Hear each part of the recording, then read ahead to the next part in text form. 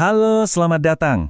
Hari ini kita akan membedah sesuatu yang seringkali nggak kelihatan, tapi sangat menentukan nasib sebuah perusahaan. Tata kelola.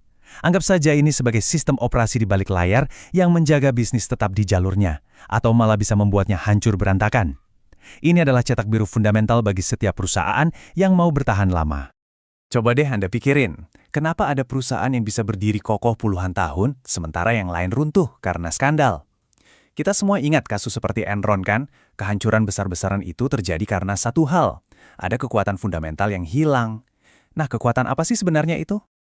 Jawabannya adalah tata kelola perusahaan atau corporate governance. Cara paling gampang buat ngebayanginnya ya seperti sebuah cetak biru bangunan. Tata kelola inilah yang menyediakan struktur, aturan main, dan kerangka kerja supaya perusahaan nggak cuma kuat, tapi juga bisa terus bertumbuh secara berkelanjutan. Oke, sekarang kita bedah lebih dalam ya. Ada 5 pilar utama yang membentuk cetak biru ini. Kelima pilar ini tuh bukan asal comot loh, tapi merupakan penerapan dari prinsip-prinsip tata kelola global. Tujuannya memastikan perusahaan dijalankan bukan cuma buat cari untung sesaat, tapi juga dengan integritas. Yuk kita lihat satu persatu. Yuk kita mulai dari pilar pertama, Dewan Direksi. Mereka ini ibarat arsitek dan insinyur utama dalam sebuah proyek pembangunan perusahaan. Tugas mereka bukan cuma merancang strategi besarnya, tapi juga mengawasi tim manajemen yang jadi kontraktornya, memastikan semua berjalan sesuai rencana dan fondasinya kuat. Jadi, apa sih resep Dewan Direksi yang hebat? Pertama, mereka harus punya keahlian dan pengalaman yang pas dengan bisnisnya. Kedua, harus ada evaluasi rutin biar kinerjanya tetap tajam. Dan yang paling krusial, mereka harus independen dari manajemen, biar pengawasannya benar-benar objektif. Lalu, keberagaman. Dan ini penting banget ya, bukan cuma buat pajangan. Keberagaman latar belakang bisa mencegah groupthink atau pemikiran seragam yang berbahaya. Nah, disinilah beda kuncinya. Manajemen atau direktur eksekutif itu tugasnya menjalankan operasional perusahaan sehari-hari. Ibaratnya, mereka yang turun ke lapangan. Sementara itu, direktur independen ada untuk mengawasi dari luar. Mereka menantang asumsi, ngasih perspektif baru, dan yang terpenting, melindungi kepentingan jangka panjang para pemegang saham.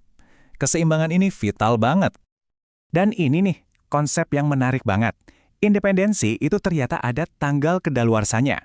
Logikanya simpel, semakin lama seorang direktur menjabat, hubungan mereka dengan manajemen bisa jadi terlalu akrab dan objektivitasnya berkurang. Makanya, banyak negara menetapkan batas masa jabatan untuk menjaga kesegaran perspektif, meskipun standarnya beda-beda di seluruh dunia. Oke, lanjut ke pilar kedua, remunerasi eksekutif. Kalau Dewan Direksi adalah arsiteknya, maka remunerasi ini adalah sistem insentifnya. Ini adalah cara perusahaan memotivasi manajemen untuk menjalankan cetak biru yang sudah dibuat dan mencapai target-target jangka panjang. Gaji eksekutif itu bukan cuma soal angka bulanan loh, strukturnya kompleks, ada gaji tetap, tunjangan, terus ada bonus tahunan kalau target jangka pendek tercapai. Tapi yang paling krusial adalah insentif berbasis saham, seperti opsi atau kepemilikan saham. Tujuannya apa? Simple, biar nasib finansial para eksekutif ini sejalan dengan nasib kita sebagai pemegang saham dalam jangka panjang. Terus kenapa sih urusan gaji ini sering banget jadi perdebatan panas? Soalnya, kalau sistem insentifnya salah desain, manajemen bisa jadi malah terdorong buat ambil risiko gede demi keuntungan sesaat. Para investor itu jeli banget. Mereka akan selalu mempertanyakan, apakah bayaran yang diterima ini benar-benar sepadan dengan kinerja jangka panjang yang dihasilkan? Atau jangan-jangan cuma karena harga saham naik sesaat? Sekarang, pilar ketiga, pelaporan dan transparansi. Ini tuh kayak laporan inspeksi publik untuk sebuah bangunan. Laporan ini harus bisa nunjukin kondisi perusahaan secara jujur, seimbang, dan apa adanya ke semua pihak, terutama investor. Prinsip inti dari transparansi ini dirangkum dengan sangat baik dalam kutipan dari Kode Tata Kelola Inggris, yang jadi acuan banyak negara. Intinya bukan cuma soal deretan angka yang rumit, tapi gimana perusahaan bisa menyajikan gambaran utuh yang adil, seimbang, dan mudah dimengerti.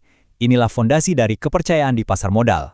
Nah, sebagai investor, kita harus jeli sama beberapa red flag atau tanda bahaya. Misalnya, kalau perusahaan terlalu sering pakai metrik performa alternatif, istilah kerennya non-GAAP, yang dibikin sendiri biar kinerjanya kelihatan lebih kinclong. Atau kalau ada cerita manis di laporan tahunan yang nggak sinkron sama angka-angka di laporan keuangan. Ini semua bisa jadi pertanda ada sesuatu yang ditutup-tutupi. Lanjut ke pilar keempat, yaitu integritas keuangan dan alokasi modal. Ini semua tentang bagaimana perusahaan mengelola anggaran proyeknya. Cara perusahaan menggunakan modalnya secara bijak dan disiplin adalah salah satu penentu utama penciptaan nilai dalam jangka panjang. Dewan direksi itu dihadapkan sama pilihan-pilihan krusial ini setiap saat. Apakah uang perusahaan lebih baik dipakai untuk investasi lagi biar tumbuh, atau dibagikan saja ke pemegang saham lewat dividen?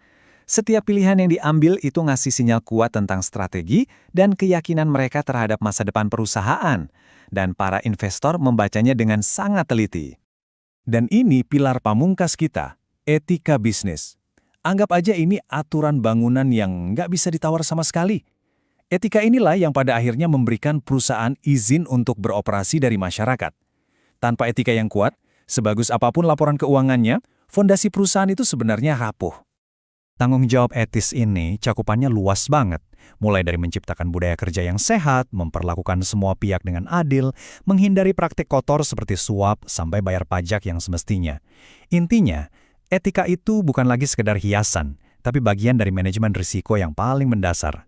Percaya deh, kegagalan di area etika bisa menghancurkan nilai perusahaan jauh lebih cepat daripada masalah operasional manapun. Baik, kita sudah bedah kelima pilarnya satu persatu. Sekarang, gimana cara kita melihat ini semua sebagai satu kesatuan, sebagai sebuah cetak biru perusahaan yang utuh dan kuat? Jadi, ini dia rangkumannya. Tabel ini bisa dibilang contekan buat para investor. Setiap pilar ini punya fokus penilaiannya masing-masing. Mulai dari dewan direksi yang efektif, gaji yang selaras, laporan yang transparan, alokasi modal yang cerdas, sampai budaya yang berintegritas. Inilah kerangka kerja lengkap untuk menilai apakah sebuah perusahaan benar-benar dibangun untuk jangka panjang. Nah, sebagai penutup, aku mau lempar pertanyaan ke kalian. Dari kelima pilar yang udah kita bahas tadi, dewan yang kuat, insentif yang pas, transparansi, alokasi modal atau etika, menurut Anda, pilar mana sih yang paling menentukan kesuksesan sebuah perusahaan di zaman sekarang? Coba deh, bagikan pendapat Anda di kolom komentar. Oke, segitu dulu pembahasan kita kali ini. Terima kasih banyak sudah menyimak. Kalau ada pertanyaan lain, jangan sungkan buat tulis di kolom komentar ya. Sampai ketemu di pembahasan berikutnya.